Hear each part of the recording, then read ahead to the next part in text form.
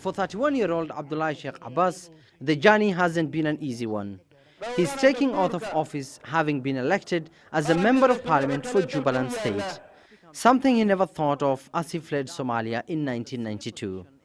Abbas becomes the first former refugee from Dadaab to hold a senior position in the country, having lived in the world's biggest refugee camp for over a decade.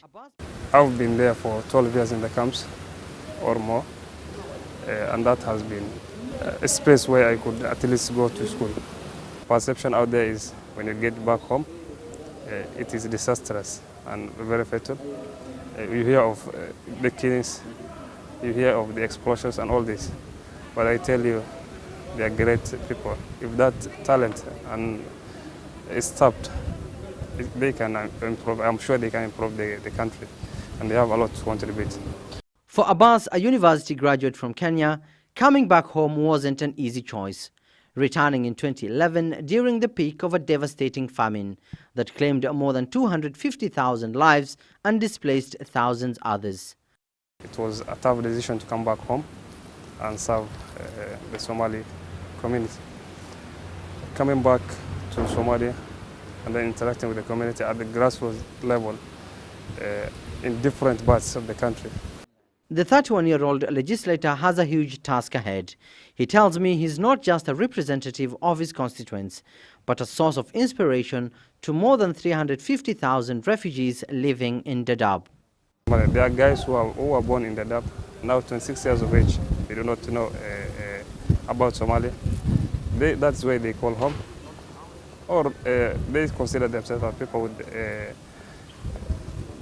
with conflicting identity. They see, in Kenya they are called Somalis, in Somalia they are seen as Kenyans, something like that.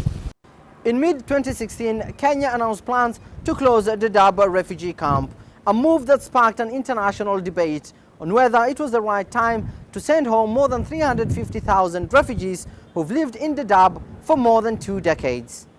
Kenya says the camp acts as a breeding ground for Al-Shabaab militants who've carried out deadly attacks inside Kenya.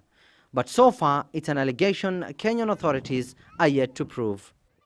Kenyan government, they have hosted. We thank them for hosting us. But still, they should consider the legal framework. Only when it is the right time, when there is peace, is when those guys can be returned here. And as Abbas embarks on a crucial role of enacting some of the country's tough legislation, the lawmaker has voiced concern over forced repatriation of refugees. Where there is stability,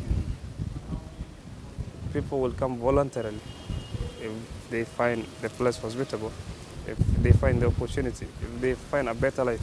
If they can get that in Somalia, they will all come here. More than 22,000 refugees have voluntarily returned to Somalia from Dadaab in 2016. And as Somalia is set to elect a new president later this month, Abbas says stabilizing Somalia should be the next government's top priority. Abdulaziz, Billow, CGTN, Mogadishu, Somalia.